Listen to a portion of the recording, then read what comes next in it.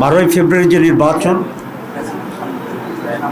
সেটি বাহ্যিকভাবে মোটামুটি অ্যাকসেপ্টেবল একটা নির্বাচন, কিন্তু সময় যেতে যেতেই সেদিন সন্ধ্যা থেকে খবর আসছিল যে নানা জায়গায় কেন্দ্র দখল হয়েছে, জাল ভোট দেওয়া হয়েছে, আমাদের এজেন্টদেরকে জোর করে বের করে দেওয়া হয়েছে, অনেক জায়গায় এজেন্টদেরকে শুরু থেকেই ঢুকতে দেওয়া হয়নি, এবং প্রিসাইডিং অফিসার এবং তাদের এজেন্টের যোগসাজশে ব্যালট কাটা হয়েছে। ব্যাপক অনিয়মের খবর আমাদের কাছে আসছিল এবং আমরা সেটি আপনাদেরকে জানিয়েছি। প্রায় 53টি আসনে আমরা অফিসিয়ালি আমাদের অভিযোগ দাখিল করেছি এবং সেই ভিত্তিতে ফার্দার আইনি যে লড়াই, সেই লড়াই অব্যাহত আমরা রাখছি এবং রাখব। কিন্তু গতকালকে আমরা একটা রাজসাক্ষী পেয়েছি। সেই রাজসাক্ষীর নাম হচ্ছে সাবেক উপদেষ্টা অধ্যাপিকা রিজওয়ানা, অ্যাডভোকেট রিজওয়ানা। তিনি একটা সাংবাদিকের সাথে কথা বলে এটা প্রকাশ করেছেন যে আমরা যারা তার ভাষায় নারীদের উপযুক্ত অধিকারকে নিশ্চিত করতে পারে নাই, তারা বিরোধী দলে থাকলেও আমরা কিন্তু তাদেরকে মূলধারা বা প্রধান শক্তি হিসাবে আমরা আসতে দিই নাই। তাহলে বোঝা যায় আমরা যে ইলেকশন ইঞ্জিনিয়ারের যে কথা আসছিল বা আসছে, সেটাকেই উনি নিজেই স্বীকার করে রাজসাক্ষী হয়েছেন। তো আমরা এখন এটাকে জানতে চাই ওনার কাছে বা তৎকালীন তত্ত্বাবধায়ক সরকারের কাছে এবং আজকের সরকারের কাছে, যে তারা তাদের যোগসাজশে কি ইঞ্জিনিয়ারিংয়ের মাধ্যমে বাংলাদেশ জামাত ইসলামীকে মূলধারা বা প্রধান দল হিসাবে মেজরিটি পেতে তারা বাধাগ্রস্ত করেছে এবং সেটাতে দেয় নাই। এবং আমরা এটাও জানতে চাই মাননীয় সাবেক উপদেষ্টার কাছে যে ইঞ্জিনিয়ারিংয়ে ওনার সাথে আর কারা কারা জড়িত ছিল, পুরা গভর্নমেন্ট ছিল নাকি গভর্নমেন্টের একটি শক্তিশালী অংশ ছিল যারা নির্বাচনকে প্রভাবিত করেছে, এবং তাদের ডিজাইন অনুসারে সেখানে DC, SP, TNO, OC, presiding officer ইত্যাদি নিয়োগ করে আইনশৃঙ্খলা পরিস্থিতির লোকদেরকে নিয়ন্ত্রণ করে তারা তাদের এই কাঙ্ক্ষিত যে সংখ্যা, সেই সংখ্যায় একটি দলকে জিতানোর জন্যে তারা ব্যবস্থা গ্রহণ করেছিল। জাতির কাছে এটা স্পষ্ট করতে হবে এবং আমি এই সরকারের কাছে দাবি জানাবো রিজওয়ানা আহমেদকে, রিজওয়ানা হাসানকে তারা কিভাবে জিজ্ঞাসাবাদের আওতায় আনবেন এবং আওতায় এনে তার কাছ থেকে পরিষ্কার যে সিচুয়েশন তিনি তৈরি করেছিলেন সে সম্পর্কে ওনারা জানবেন, আমাদেরকে জানাবেন, দেশবাসীর কাছেও এটা পরিষ্কার করবেন। আমরা নির্বাচনের আগেও কয়েকজন উপদেষ্টার ব্যাপারে অভিযোগ এনেছিলাম এবং আপনারা দেখেছেন ইন্টারিম গভর্নমেন্ট নিজেকে তত্ত্বাবধায়ক সরকারের সমপর্যায়ে নিরপেক্ষ সরকার হিসেবেই প্রতিবাদ করেছিল এবং সেই ভূমিকায় তারা আছে সেটা তারা বলার চেষ্টা করেছিল। এবং একটি নীতিগত কথা ছিল যে ইন্টারিম গভর্নমেন্টে যারা দায়িত্বে থাকছেন উপদেষ্টা হিসাবে তারা কোনো সরকারে দলীয় সরকারে তারা কোনো ধরনের অংশগ্রহণ করবেন না, কোনো মন্ত্রিত্ব গ্রহণ করবেন না। কিন্তু শুরু থেকেই আমরা একজন ব্যক্তিকে ইন্টারিম গভর্নমেন্টের যিনি আমাদের প্রতিরক্ষা উপদেষ্টা ছিলেন, তিনি প্রথম দিনেই খলিলুর রহমান সাহেব পররাষ্ট্রমন্ত্রী হিসেবে শপথ গ্রহণ করছেন, যেটা তিনি তার আগের শপথের পরিপন্থী কাজ করেছেন। এখানে এটা স্পষ্ট যে খলিলুর রহমান ছিল লন্ডন কনস্পিরেসির প্রধান হোতা এবং সেখান থেকে তিনি সরকারকে মোটিভেট করে ষড়যন্ত্র করে বর্তমান যারা সরকারে আছেন তাদেরকে সুবিধা দেওয়ার জন্যই উনি অব্যাহতভাবে কাজ করেছিলেন এবং তার সেই কাজের পুরস্কার হিসাবেই উনি পররাষ্ট্রমন্ত্রীর এই রিওয়ার্ডটা উনি পেয়েছেন। এতে আমি বিস্মিত হয়েছি বিএনপির ব্যাপারেও, কারণ বিএনপিকে এতই তার লোকজনের সংকট আছে যে একজন বিতর্কিত ব্যক্তি যিনি ইন্টারিম গভর্নমেন্টে থাকার সময়ে বিএনপির নেতা সালাউদ্দিন সাহেবই তার বিরুদ্ধে বক্তব্য রেখেছিলেন এবং তাকে সরকারের থেকে বের করে দিতে বলেছিলেন। তো এই খারাপ লোকটা, যেটা বিএনপির দৃষ্টিতে তখন খারাপ ছিল, এবং সালাউদ্দিন সাহেবের বক্তব্যের পরে উনি বিএনপির সাথে নিশ্চয়ই গোপনে এমন এক কন্ট্যাক্টে গেছেন যে তারা বিএনপির স্বার্থ সংরক্ষণের জন্য উলঙ্গভাবে ভূমিকা নিয়েছেন, যে কারণে বিএনপির আস্থাভাজন হয়ে আবার তিনি বিএনপির মন্ত্রী হয়েছেন। কারণ নিশ্চয়ই বিএনপির সাথে ওনার এমন এক কমিটমেন্ট ছিল, বা ওনার সাথে বিএনপির এমন এক কমিটমেন্ট ছিল যে উনি ইন্টারিম গভর্নমেন্টের থেকে বিএনপিকে হেল্প করবে নির্বাচনে, আর বিএনপির সরকার গঠন করলে ওনাকে মন্ত্রী বানাবে। এই দুইটাই কিন্তু ওই তাদের অবস্থান দিয়ে পরিষ্কার হয়। সুতরাং খলিলুর রহমান সাহেবকেও একইভাবে জিজ্ঞাসাবাদে আনা উচিত এই সরকারের, এবং যে কী ধরনের কনস্পিরেসি রিদওয়ানা সহ অন্যরা তারা করেছেন, যে জাতিকে একটি সুষ্ঠু নির্বাচন থেকে তারা বঞ্চিত করেছে। কারণ একটি সুষ্ঠু নির্বাচন এই জাতির জন্য অত্যন্ত প্রয়োজন ছিল, তাদের মনের আকাঙ্ক্ষা ছিল, তাদের দাবি ছিল। কারণ গত 56 বছরে এই জাতি কোনো নির্বাচন পায়নি। আমরা সকলেই চেষ্টা করেছিলাম যে একটা সুষ্ঠু নির্বাচন হবে, এবং এই সুষ্ঠু নির্বাচনের মাধ্যমে যারা নির্বাচিত হয় তারা সরকার গঠন করবে। এই যে জাতির আকাঙ্ক্ষা, এই যে জুলাই লড়াই, এই যে জীবন দেওয়া, এই যে রক্ত, এই যে আমাদের রাজনীতির গতিপক্ষে পরিবর্তন করে দেওয়ার যে গাদ্দারি, দালালি, জাতির সাথে বিদ্রোহ, এই সব কিছুর জন্যে এরা দায়ী। এত বড় আকাঙ্ক্ষা সুষ্ঠু নির্বাচনের জন্য এটা বন্ডুল করে দিয়েছে এই মীর জাফর। সুতরাং এই মীর জাফরদেরকে, খলিলুর রহমানকে আমি দাবি করব, সরকার যদি স্বচ্ছতার কিছুটাও হইলেও পরিচয় করতে চায়, এবং সেই খলিলুর রহমান তো নিরাপত্তা উপদেষ্টা, আমি বলেছি ডিফেন্স অ্যাডভাইজার ছিল, নিরাপত্তার অ্যাডভাইজার ছিল, তো তাকেও মন্ত্রিসভা বের করে দেওয়া উচিত, এবং তাকেও জিজ্ঞাসাবাদে এনে ষড়যন্ত্র কী হয়েছে সেটাকে বের করা উচিত। আর রিদওয়ানা তো নিজেকেই বলছে আমি রাজসাক্ষী হয়েছি নিজেই, এবং তার কাছ থেকেও এই সত্য উদ্ঘাটন করা অত্যন্ত জরুরি। দ্বিতীয় যেটি সেটা হচ্ছে, আপনারা জানেন যে নির্বাচনের দিন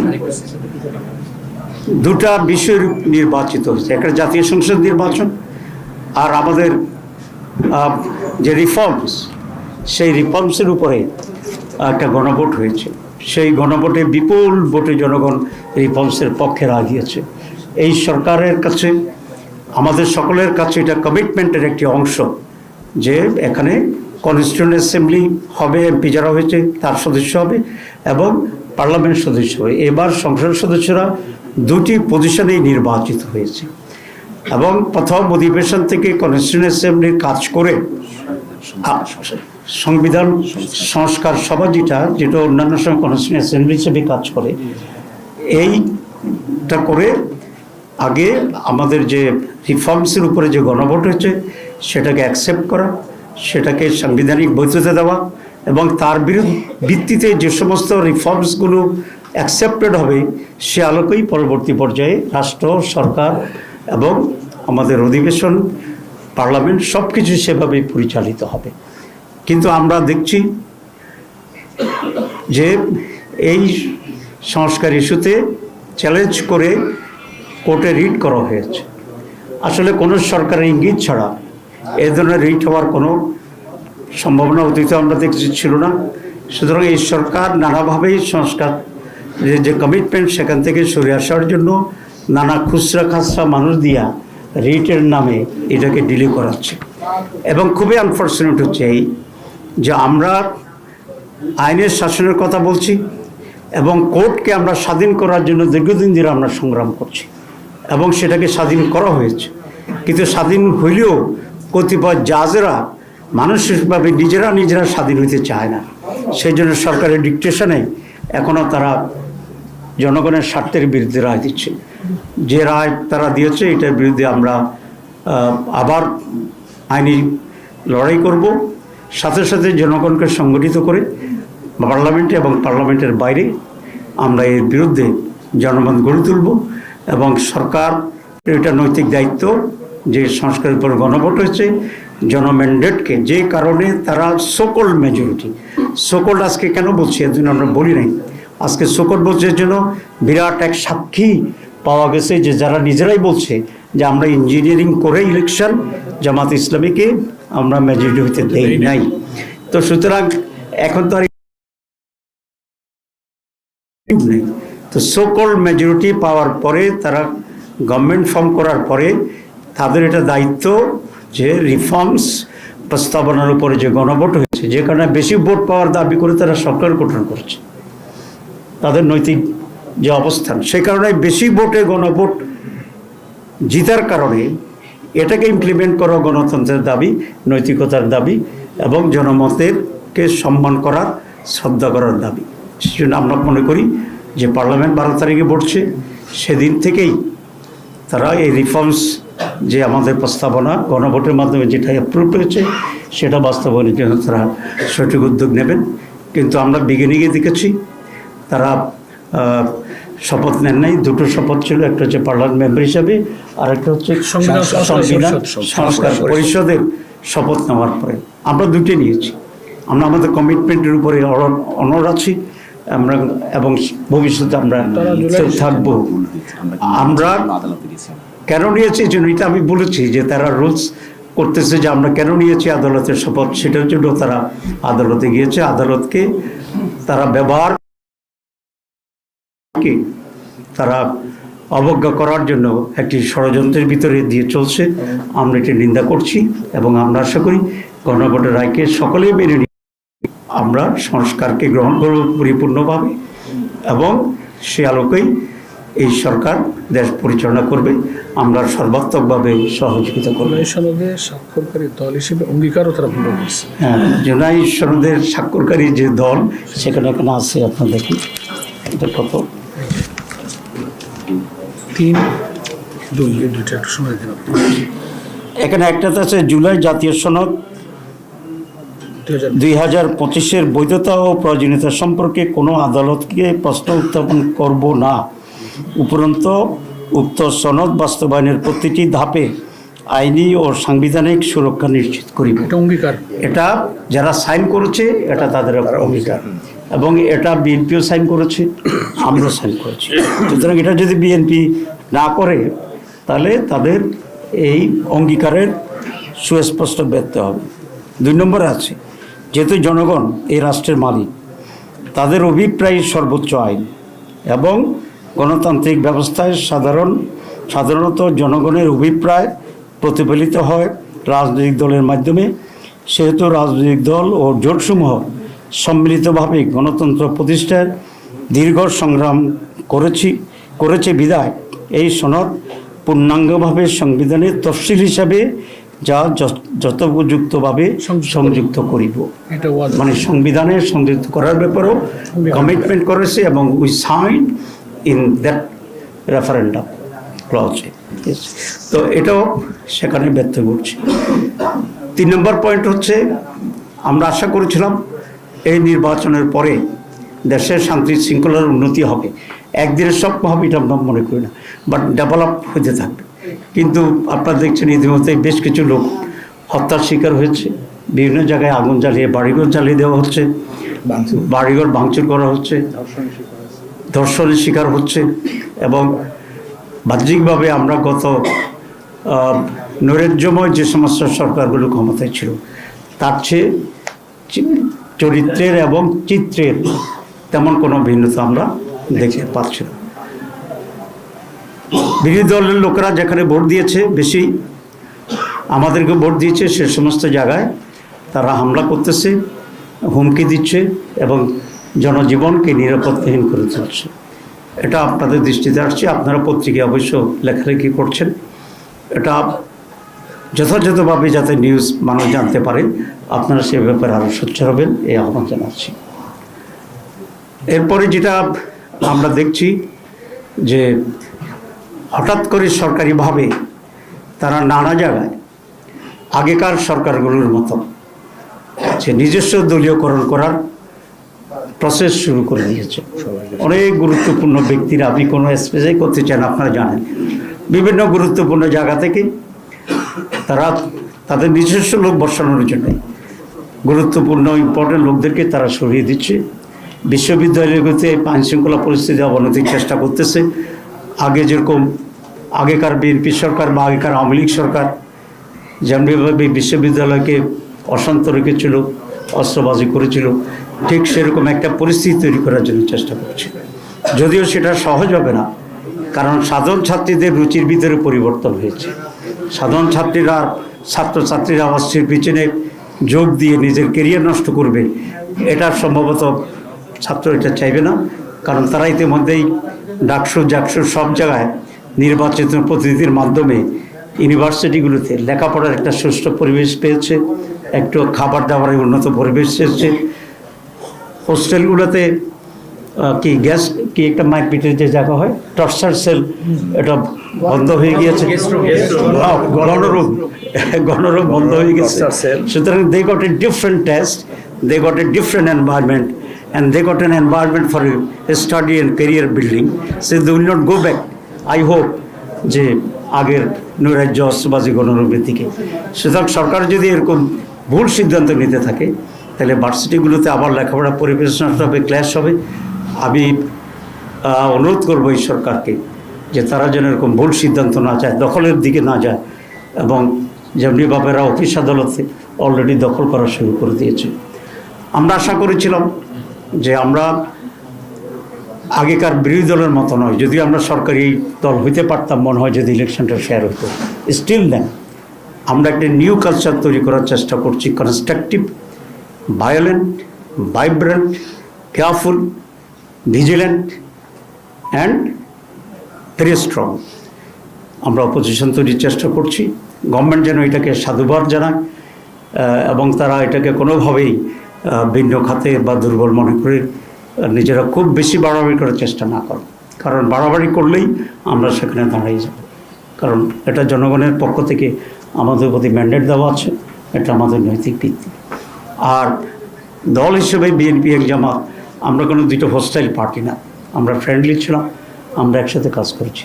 সুতরাং বিএনপিকেও এটা মনে রাখলে ভালো হবে যে আলাপ আলোচনার ভিত্তিতে, পরামর্শের ভিত্তিতে তারা রাষ্ট্র পরিচালনা করবেন, বিদেশের সাথে চুক্তি করবেন এবং বিভিন্ন ডেভেলপমেন্ট ওয়ার্কগুলো করবেন। কিন্তু আনফর্চুনেটলি এই যে ট্রান্সফার হচ্ছে, কারো চাকরিচ্যুত হচ্ছে, কাকে বাদ দেওয়া হচ্ছে, কাকে ইনক্লুশন করা হচ্ছে, এখন পর্যন্ত আমাদের সাথে তেমন কোনো আলাপ আলোচনা বা এক্সচেঞ্জ অফ ভিউজ তারা করেনি। আমরা আশা করি সেটা তারা ইনশাল্লাহ করবেন। সুতরাং নেক্সট 12 তারিখে যে পার্লামেন্ট, আমি মনে করি it will be good beginning. এবং আপনারা জানেন যে ইংরেজিতে কথা আছে, good beginning is half done. আমরা we are expecting that type of attitude and behaviour and cooperation from the government body. Thank you very much. বৈঠকের বিষয়ে দেখুন আপনাদের ডেপুটি স্পিকার অফার করা হয়েছে, এই বিষয়ে কি বলবেন? আর দ্বিতীয়ত বিগত দিনে যারা নির্বাচন ইঞ্জিনিয়ারিং এর সাথে জড়িত ছিল তারা এখন আইনের আশ্রয় আছে, তো দুইজন উপদেষ্টার ব্যাপারে আপনারা অভিযোগ তুলছেন, তাদেরকে আইনের আওতায় এনে জিজ্ঞাসাবাদ বা তাদের ব্যাপারে আসলে আইন বিচার বিভাগের দায়িত্ব চাহিদা আপনাদের আছে না? আমি তো অলরেডি বলেছি, আমরা মনে করি রিজনাকে জিজ্ঞাসাবাদ করা উচিত এবং খলিল রহমান সাহেবকেও জিজ্ঞাসাবাদ করা উচিত যে কী ইঞ্জিনিয়ারিং তারা করেছে, তাদের সাথে কারা জড়িত ছিল এবং সেটার আউটকাম কি হয়েছে, এগুলো তো আমরা জোর করে দাবি জানাচ্ছি। আপনারা যেটা বলেছেন যে ডেপুটি স্পিকার নিয়ে আমাদেরকে অফার করা হয়েছে ইব্রাহিম মোহাম্মদকে, আসলে এখানে দুটি বিষয় আছে। একটা বিষয় হচ্ছে আমাদের বর্তমান যে কনস্টিটিউশন, এই কনস্টিটিউশনে লেখা আছে যে জাতীয় সংসদে একজন স্পিকার এবং একজন ডেপুটি স্পিকার থাকিবে, এটা হচ্ছে বর্তমান সংবিধান।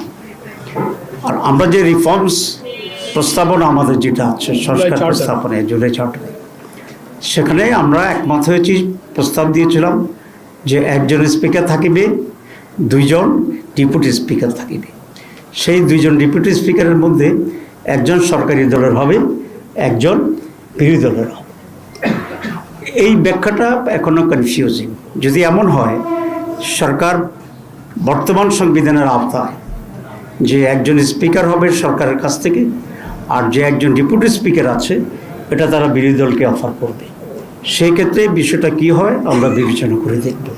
তবে সেই জন্যে তাদের কাছ থেকে আমাদেরকে অফিসিয়ালি লিখিত প্রস্তাব পাওয়া জরুরি। আমরা যদি সেই লিখিত প্রস্তাব পাই ফ্রম দি গভর্নমেন্ট, তখন আমরা বসে আমরা আলোচনা করে আমাদের সিদ্ধান্ত জানাবো। This is one. সেকেন্ড হচ্ছে জুলাই সনদের আওতায় যে একজন স্পিকার, 2 জন ডেপুটি স্পিকার থাকবে। তো এটা যদি তারা মনে করেন যে ওই জুলাই সনদের অংশ হিসাবে একজন ডেপুটি স্পিকার আমাদের দিবে, একজন তাদের থাকবে, তাহলে এটার কোনো বৈধতা নাই, আনলেস যে রিফর্মসের গণভোটের যে রিফর্মসের টোটাল যেটা আছে এটার বাস্তবায়ন না হওয়া পর্যন্ত। তো সেটা টোটাল বাস্তবায়ন হইলে যদি 2 জন হয়, একজন আমাদেরকে অফার করে, তখন আমরা আইনি ভিত্তিটা পর্যালোচনা করে সেটা আমরা দেখব। সুতরাং এখানে 2টো অংশ আমি আবার রিপিট করছি টু বি ভেরি ক্লিয়ার। একটা হচ্ছে বর্তমান সংবিধানের আওতা একজন স্পিকার থাকিবে, একজন ডেপুটি স্পিকার থাকিবে। সেক্ষেত্রে স্পিকার সরকারি দল নেবে এবং আমাদেরকে ডেপুটি স্পিকার অফার করবে। এখানে আইনের খুব বেশি ব্যর্থ নেই, তবে সেক্ষেত্রে আমরা মনে করি সরকার আমাদেরকে লিখিত প্রস্তাব দিলে আমরা বিষয়টা নিয়ে পর্যালোচনা করে আমাদের সিদ্ধান্ত জানাবো। আর যদি দ্বিতীয়টি হয় যে তারা 2 জন ডেপুটি স্পিকার, এর ভিতরে একজন আমাদেরকে দেবে, একজন আমাদেরকে দেবে না, এটার বৈধতার কোনো সুযোগ নেই। এ ধরনের প্রস্তাবের তো আমাদের গ্রহণ করার কোনো প্রশ্নই আসে না। বরং আমাদের দাবি থাকবে যে জুলাই চার্টারকে পূর্ণাঙ্গভাবে বাস্তবায়নের উদ্যোগ নিয়ে এটাকে যদি আইনি ভিত্তি দেওয়া হয়, সংবিধান ইনক্লুড করা হয়, তখন 2 জন স্পিকার আইনসম্মত হবে, সংবিধান সম্মত হবে এবং একটি বিরোধী দলকে দিলে, একজন সরকার নিলে এই আইনি ভিত্তি হবে, তখন এটা বিবেচনা করা হবে। Unless it has no legal basis, এটা করা যাবে না। আর প্রথমটা আমি বলেছি, সরকার যদি আমাদেরকে লিখিত প্রস্তাব দেয় তখন আমরা এটা বসে বিবেচনা করব এটা নিয়ে কী করা যায়। কোনো একজন ব্যক্তি বা মন্ত্রী মৌখিকভাবে বললে বা সাংবাদিককে বললে এটাতে তো রেসপন্ড করা ডিফিকাল্ট হবে। We need official proposal.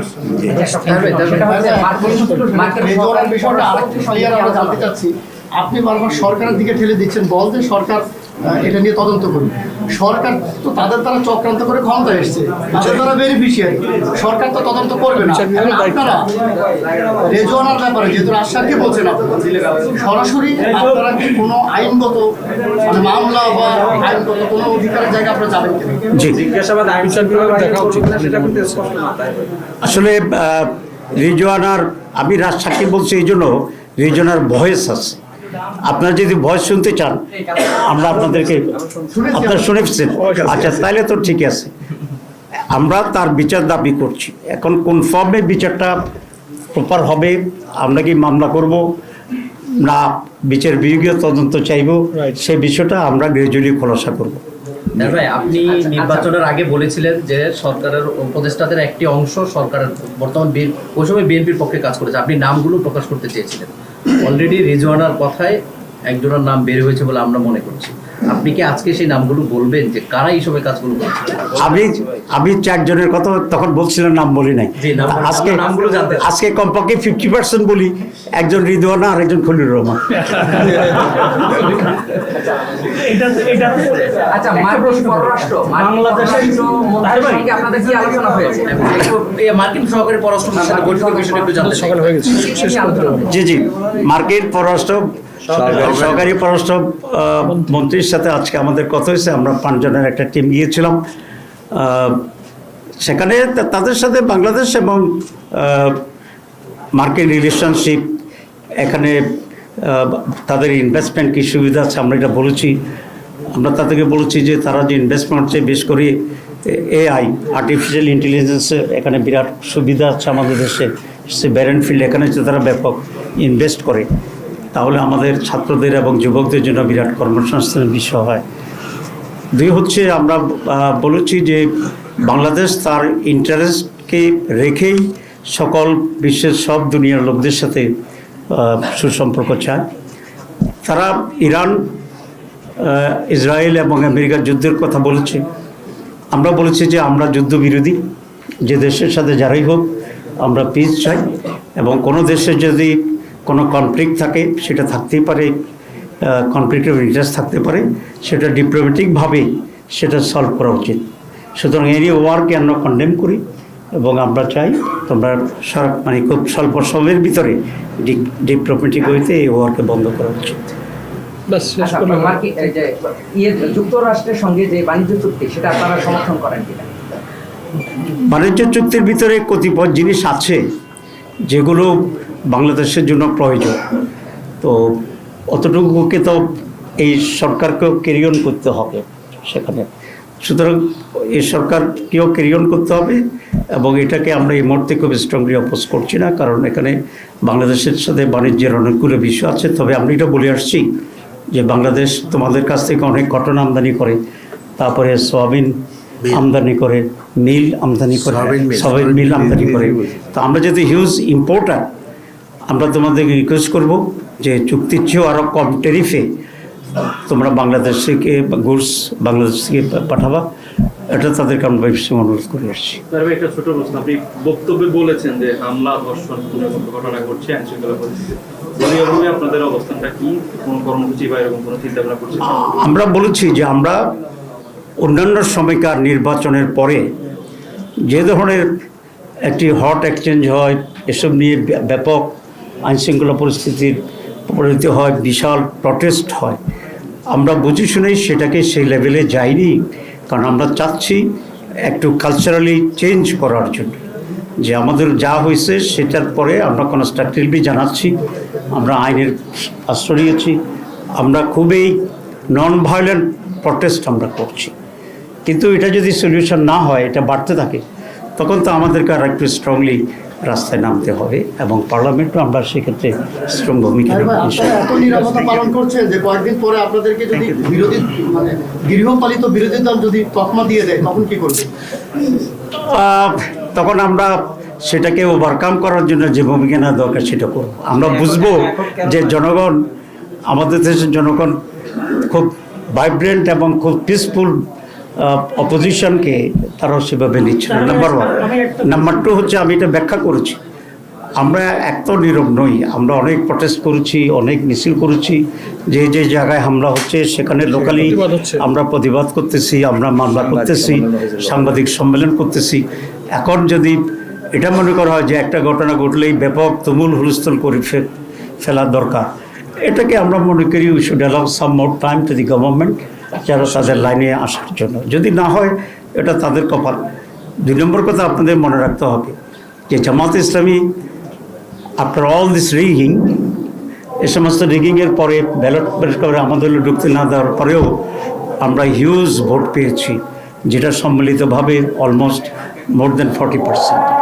আর বাংলাদেশে 3টি সরকার 40%-এর কম ভোট পেয়ে সরকার গঠন করছে, ঠিক আছে? সেটা আমরা যে ভোট পাইছি এটাকেও যদি ধরে নিই, তাতে সরকার গঠন করার মতো ভোট আমরা পেয়েছি।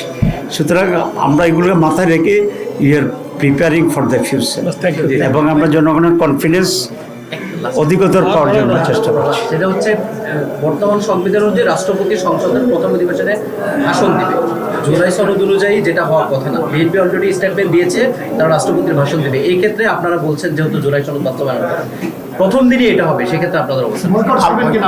আমরা এই বিষয়ে আলাপ আলোচনা করছি, সময় মতো আপনারা জানতে পারবেন। Thank you very much.